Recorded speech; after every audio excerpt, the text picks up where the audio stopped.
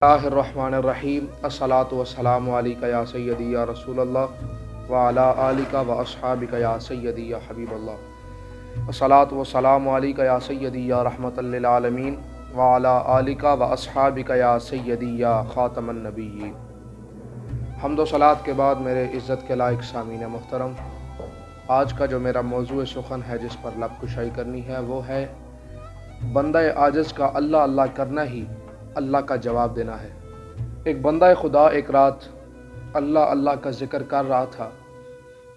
اس نے کہا کہ اس خالق و مالک کے ذکر سے اپنے دل کو آج منور کرتے ہیں۔ ابلیس نے جب اس کو دیکھا تو ابلیس سے راہ نہ گیا۔ ابلیس اس کے پاس جا کر کہنے لگا، ابلیس نے کہا کہ اے بے وقوف، کیا تو بار بار اللہ اللہ کر رہا ہے؟ کبھی تجھے اللہ اللہ کرنے سے کبھی واپس جواب بھی آیا کہ نہیں؟ جب تجھے جواب ہی نہیں مل رہا تو اس کے ذکر کا فائدہ کیا ہے؟ وہ بندہ خدا، اس کا دل بہت دکھا، وہ اچانک سوچ پہ پڑ گیا۔ سوچ پہ پڑھتے پڑھتے اسے نیند آ گئی تو اس نے خواب میں حضرت خضر علیہ السلام کو دیکھا۔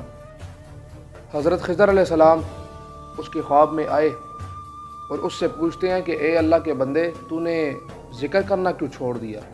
اس بندہ عاجز نے آگے سے جواب دیا کہ میں فکر مند ہو گیا ہوں کہ مجھے اللہ کی طرف سے جواب موصول کیوں نہیں ہوا۔ مجھے ڈر ہے کہ میرے پروردگار نے اپنی رحمتوں کے دروازے مجھ پر بند تو نہیں کر دیے۔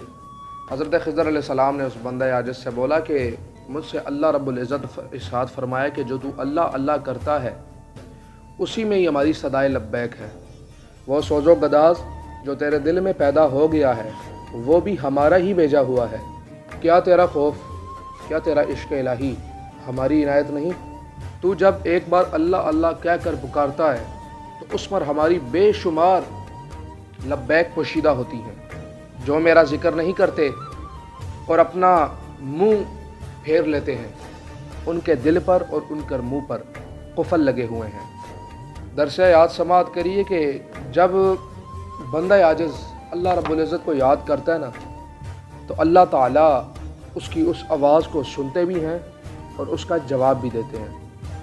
اللہ رب العزت سے دعا ہے کہ ہمیں بھی زیادہ سے زیادہ ذکر کرنے کی توفیق عطا فرمائے۔ وآخر الدعوانا ان الحمدللہ رب العالمین۔